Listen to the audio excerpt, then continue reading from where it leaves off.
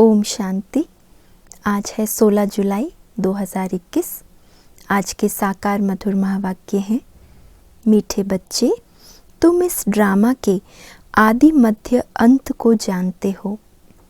तुम्हें बाप द्वारा ज्ञान का तीसरा नेत्र मिला है, इसलिए तुम हो आस्तिक। बाबा कहते हैं, तुम ड्रामा के आदि मध्य अंत को जानते हो। तुम्हें बाप द्वारा ज्ञान का तीसरा नेत्र मिला है, इसलिए तुम हो आस्तिक। प्रश्न है, बाप का कौन सा टाइटल धर्म स्थापकों को नहीं दे सकते हैं? उत्तर है, बाबा है सतगुरु। किसी भी धर्म स्थापक को गुरु नहीं कह सकते, क्योंकि गुरु वह है जो दुख से छुड़ाए, सुख में ले जाए। धर्म स्थापन करने वालों के पीछे तो उनके धर्म की आत्माएं ऊपर से नीचे आती हैं, वह किसी को ले नहीं जाते। बाप जब आते हैं तो सभी आत्माओं को घर ले जाते हैं, इसलिए वह सभी के सतगुरु हैं। बाबा कहते, सच्चा सच्चा सतगुरु किसको कहेंगे? जो दुख से छुड़ाकर सुख में ले जाए। तो जो भी धर्म स्थापक आते हैं, उनके पीछे उनके धर्म की आत्माएं भी नीचे आती है। वो किसी को भी घर ले जाने का रास्ता नहीं बताते। सिर्फ शिव बाबा ही सच्चा सतगुरु है। वो जब आते हैं तो सब आत्माओं को घर वापस ले जाते हैं। गीत है, इस पाप की दुनिया से कहीं दूर ले चल। ओम शांति। मीठे मीठे रूहानी बच्चों ने गीत की लाइन सुनी। ये है पाप की दुनिया, बच्चे जानते भी हैं। यह पाप आत्माओं की दुनिया है। कितना बुरा अक्षर है, परंतु मनुष्य यह समझ नहीं सकते कि सचमुच ये पाप आत्माओं की दुनिया है। ज़रूर कोई पुण्य आत्माओं की दुनिया भी थी, उसको स्वर्ग कहा जाता है। पाप आत्माओं की दुनिया को कहा जाता है नरक। पुण्य आत्माओं की दुनिया को स्वर्ग और पाप आत्माओं की दुनिया को नरक कहा जाता है। भारत में ही स्वर्ग और नरक की चर्चा बहुत है। मनुष्य मरते हैं तो कहते हैं स्वर्गवासी हुआ, तो इससे सिद्ध होता है नरकवासी थे। पतित दुनिया से पावन दुनिया में गया, परंतु मनुष्यों को कुछ भी पता नहीं है। जो आता है सो बोल देते हैं, यथार्थ अर्थ कुछ भी नहीं समझते हैं। है ना, बाबा कहते हैं अगर कोई मरता है तो स्वर्ग सिधारा, ऐसा कहते हैं। लेकिन स्वर्ग का अर्थ क्या है, वहाँ जाने के लिए पुरुषार्थ क्या है, वो नहीं मालूम। और अगर ये भी कहें कि स्वर्ग गया माना ये नरक है, तो भी स्वीकार नहीं करते। तो दोनों बातें एक साथ कैसे होगी? तो बाबा कहते, जो आता है सो बोलते हैं। बाप आकर तुम बच्चों को तसल्ली देते हैं कि अब थोड़ा धीरज धरो। अब सुख के दिन आए कि आए, अब थोड़ा धीरज धरो।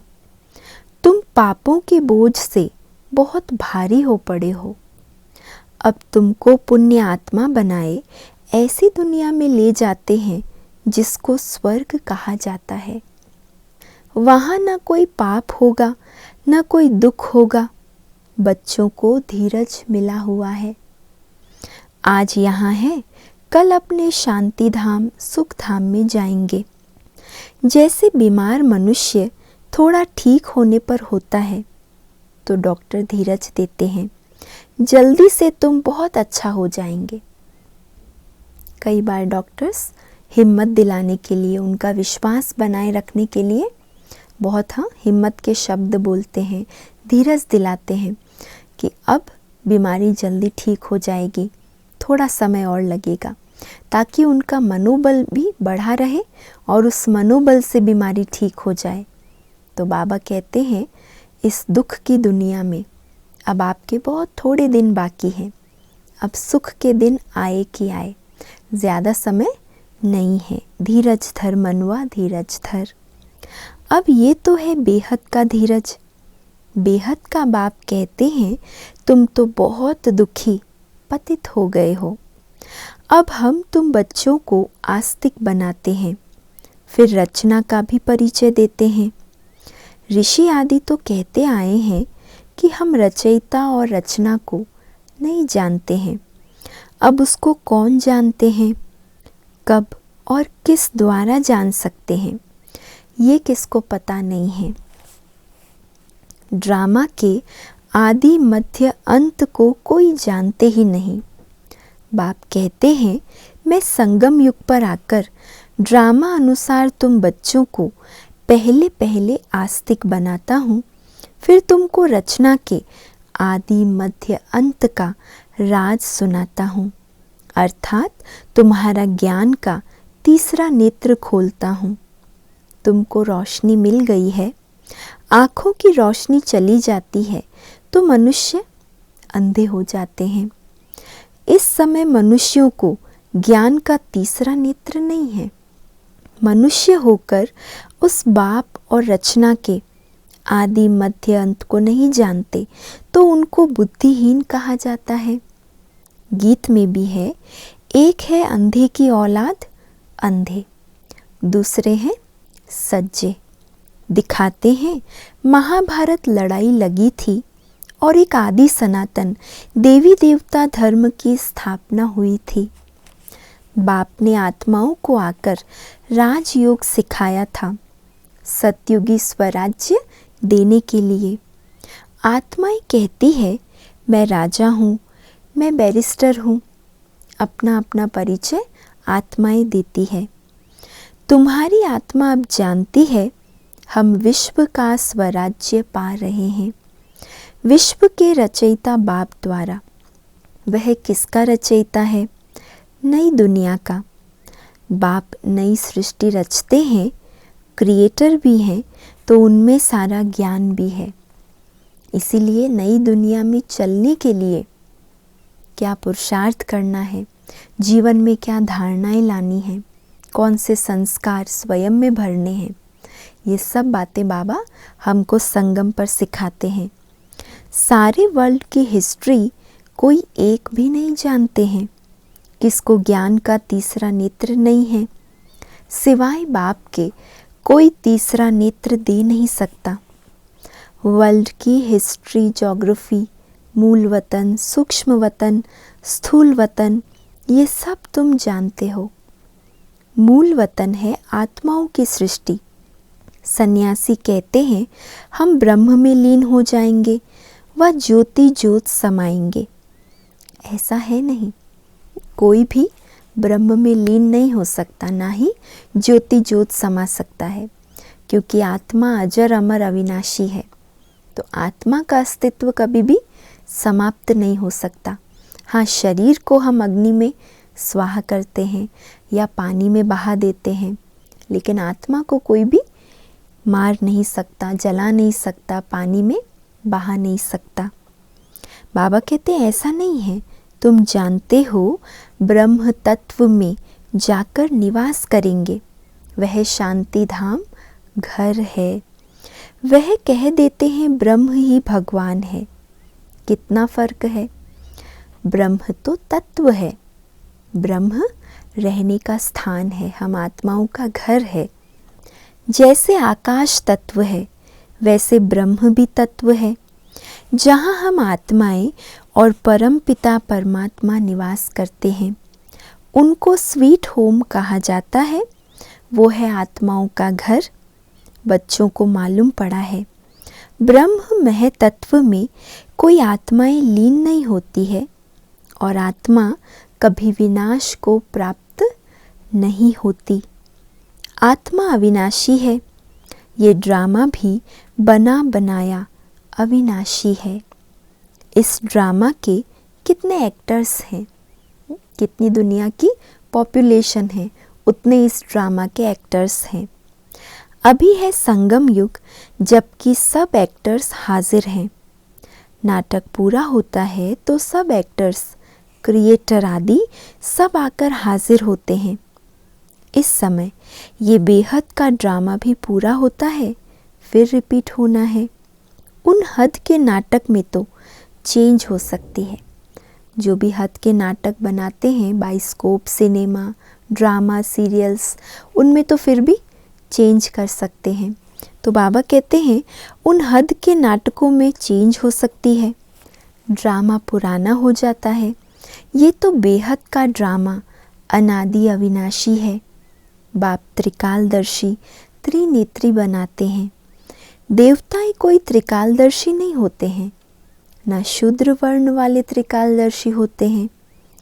त्रिकालदर्शी किसको कहेंगे? हम बच्चों को, जिनको ज्ञान का तीसरा नेत्र मिला है ज्ञान सागर बाबा से।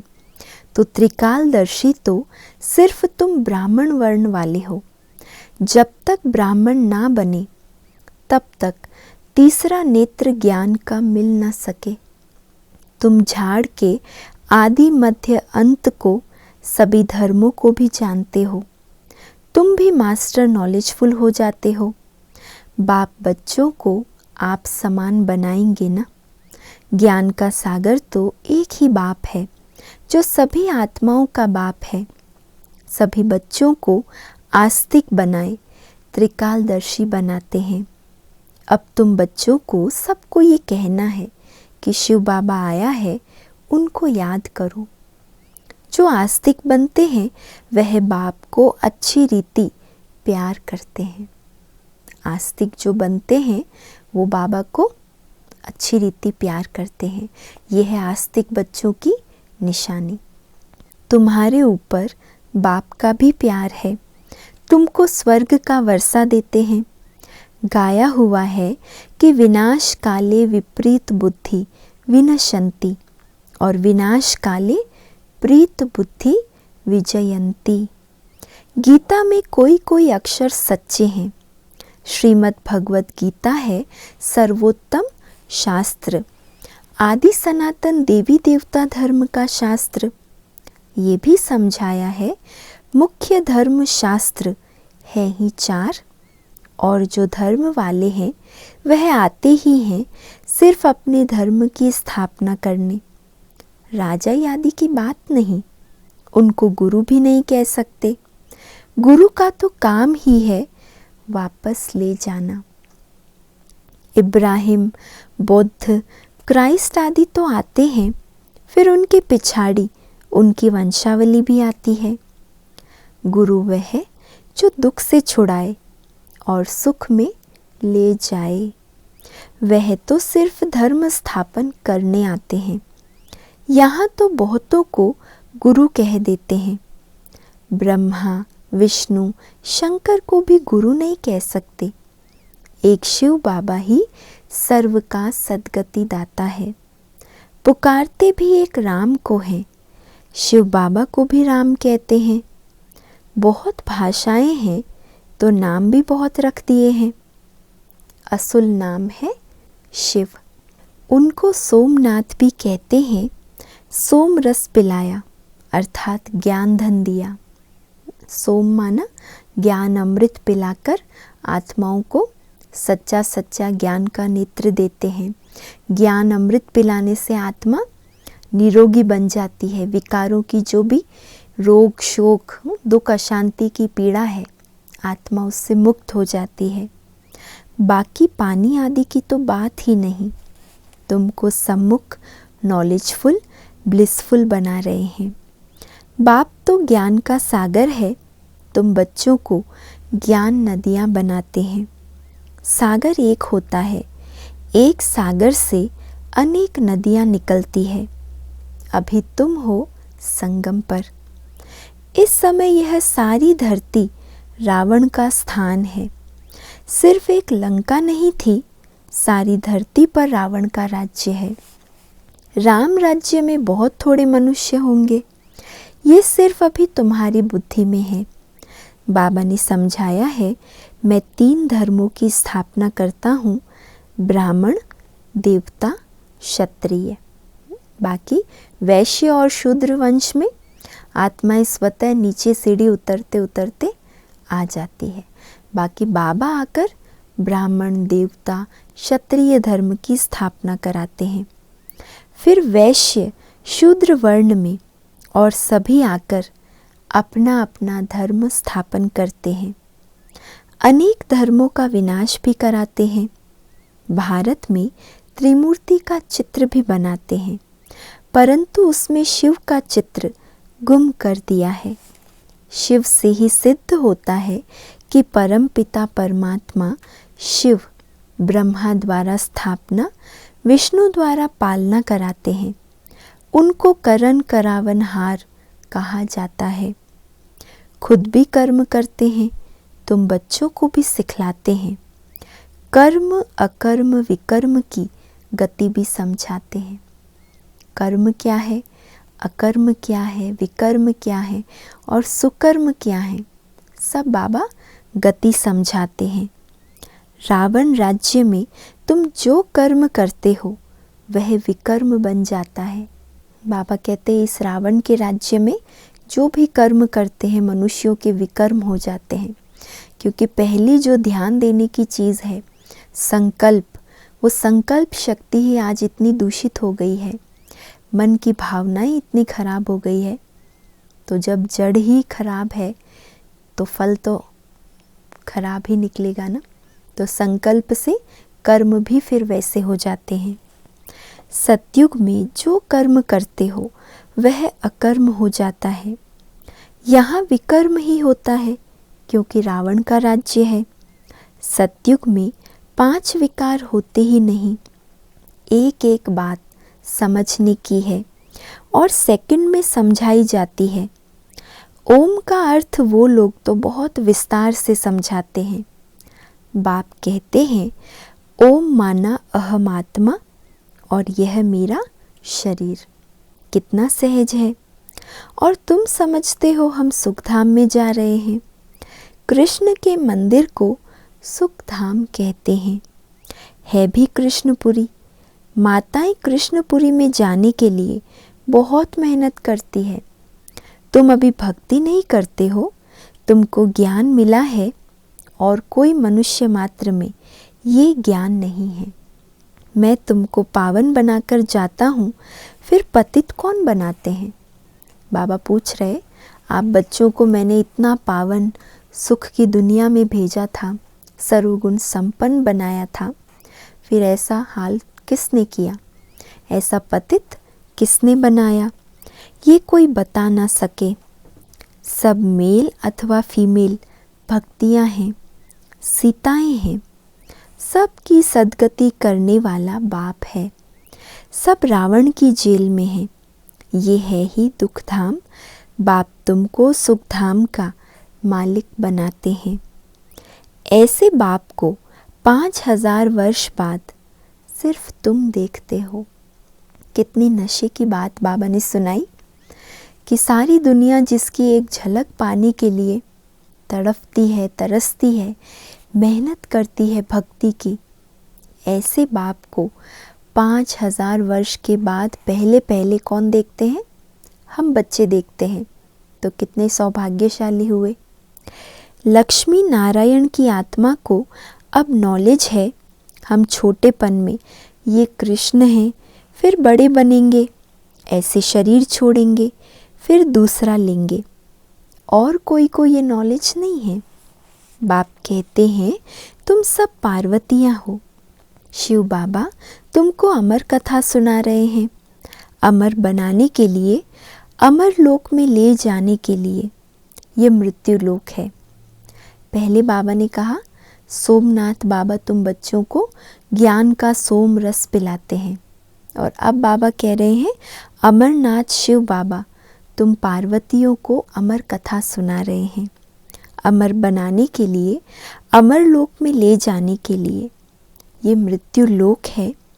तुम सब पार्वतियाँ अमरनाथ द्वारा अमर कथा सुन रही हो। तुम सच सच बनते हो सिर्फ बाप को याद करने से। तुम्हारी आत्मा अमर बनती है जहाँ दुख की बात नहीं होती। जैसे सर्प एक खाल छोड़ दूसरी लेते हैं, ये सब मिसाल यहाँ के हैं। भ्रमरी का मिसाल भी यहाँ का है। तुम ब्राह्मण क्या करते हो? विकारी कीड़ों को बदल देवता बनाते हो। मनुष्य की ही बात है, भ्रमरी का तो ये एक दृष्टांत है। तुम ब्राह्मण बच्चे अभी बाप द्वारा अमर कथा सुन रहे हो, औरों को बैठ ज्ञान की भू भू करते हो, जिससे मनुष्य से देवता स्वर्ग की परी बन जाएंगे। हम बैठ ज्ञान की भू भू करते हैं, जिससे मनुष्य से देवता स्वर्ग की परी बन जाएंगे। बाकी ऐसे नहीं कि मानसरोवर में डुबकी लगाने से कोई परी बन जाएंगे। ये सब है झूठ। तुम झूठ ही सुनते आए हो। अब बाप ट्रुथ सुनाते हैं। अब बाप कहते हैं अपने को आत्मा समझो। तुम समझते हो निराकार परम पिता परमात्मा इस मुख द्वारा सुना रहे हैं। कौन हमको सुना रहे? निराकार परम पिता परमात्मा इस मुख द्वारा सुना रहे हैं। हम इन कानों द्वारा सुन रहे हैं। आत्मा अभिमानी बनना है, फिर परमात्मा भी रियलाइज कराते हैं मैं कौन हूँ। स्वयं की भी पहचान देते हैं और शिव बाबा आकर अपने बारे में भी बताते हैं कि मैं कौन हूँ। दूसरा कोई आत्मा अभिमानी बना न सके, सिवाय बाप के और कोई कह न सके कि तुम आत्मा अभिमानी बनो। शिव जयंती भी मनाते हैं, परंतु उनकी जयंती कैसे है ये नहीं जानते। बाप ही खुद आकर समझाते हैं मैं साधारण बूढ़े तन में प्रवेश करता हूँ, नहीं तो ब्रह्मा आएगा कहाँ से? पतित तन ही चाहिए। सूक्ष्म वतनवासी ब्रह्मा में विराजमान होकर तो ब्राह्मण नहीं रचेंगे, है ना। ज़रूर स्थूल वतनवासी चाहिए। कहते हैं मैं पतित शरीर पतित दुनिया में आता हूँ, गाया हुआ है ब्रह्मा द्वारा स्थापना। फिर जिसकी स्थापना करते हैं, जो ये ज्ञान पाते हैं, वह देवता बन जाते हैं।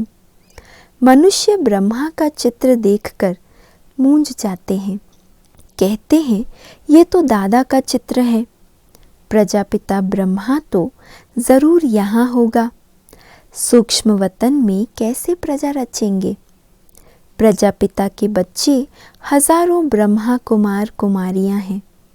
झूठ थोड़े ही होगा। हम शिव बाबा द्वारा वर्षा पा रहे हैं। तुम बच्चों को समझाया है, वह अव्यक्त ब्रह्मा है।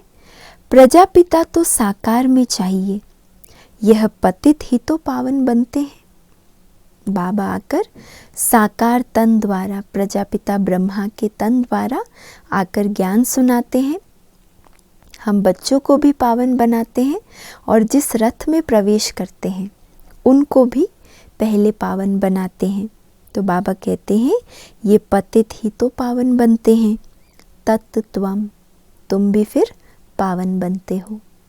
अच्छा, मीठे मीठे सिकिलथे बच्चों प्रति मात पिता बाप दादा का याद प्यार और गुड मॉर्निंग। रूहानी बाप की रूहानी बच्चों को नमस्ते और हम सब रूहानी बच्चों की रूहानी मात पिता बाप दादा को याद प्यार, गुड मॉर्निंग और नमस्ते।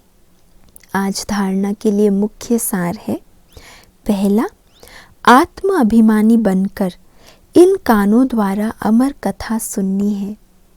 ज्ञान की भू भू कर आप समान बनाने की सेवा में रहना है। दूसरा है, बाप समान नॉलेजफुल ब्लिसफुल बनना है।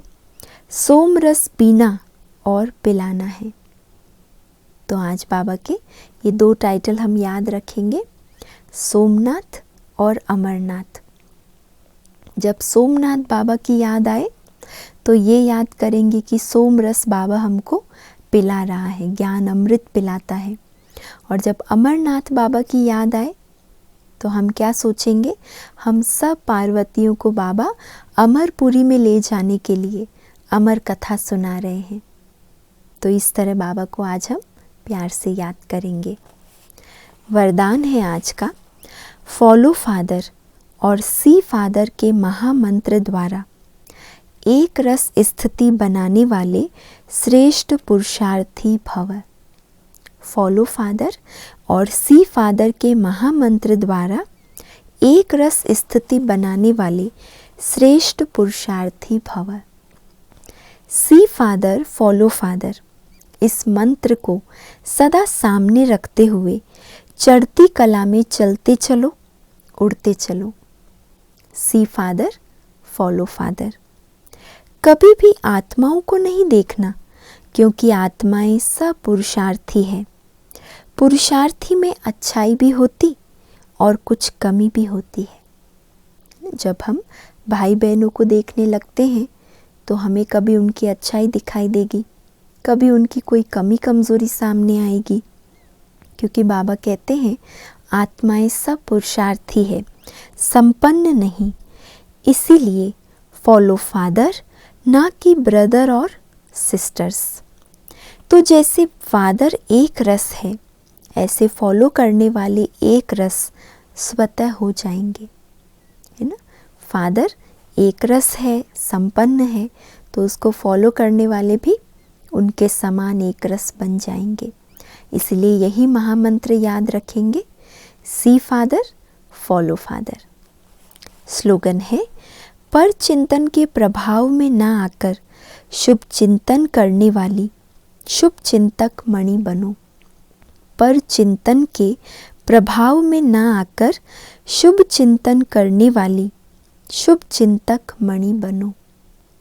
और आज से जो अव्यक्त इशारे शुरू हो रहे हैं, उनकी थीम है, उनका टॉपिक है, ज्वाला स्वरूप स्थिति में रहे शक्तिशाली याद का अनुभव करो। इस टॉपिक पर आज से अव्यक्त इशारे रहेंगे, क्योंकि इससे पहले के 15 दिन हमने लगन की अग्नि को ज्वाला रूप कैसे बनाएं, उस पर अव्यक्त इशारे सुने। अब आज से है ज्वाला स्वरूप स्थिति में रहे शक्तिशाली याद का अनुभव करो। आज का इसमें अव्यक्त इशारा है, तपस्वी मूर्त का अर्थ है तपस्या द्वारा शांति के शक्ति की किरणें चारों ओर फैलती हुई अनुभव में आए। यह तपस्वी स्वरूप औरों को देने का स्वरूप है। जैसे सूर्य विश्व को रोशनी की और अनेक विनाशी प्राप्तियों की अनुभूति कराता है, ऐसे महान तपस्वी आत्माएं ज्वाला रूप शक्तिशाली याद द्वारा प्राप्ति के किरणों की अनुभूति कराती है। सूर्य जैसे विश्व को रोशनी भी देता है और अनेक भले प्राप्तियां विनाशी है पर अनुभूति भी कराता है ना। उससे देखिए सोलर लाइट बनती है, सोलर एनर्जी सूर्य से प्राप्त होती है, और भी कई ऐसे कार्य सूर्य की किरणों से मनुष्य करते हैं। तो बाबा कहते हैं ऐसे महान तपस्वी आत्माएं ज्वाला रूप शक्तिशाली याद द्वारा प्राप्ति के किरणों की अनुभूति कराती है। अच्छा, ओम शांति।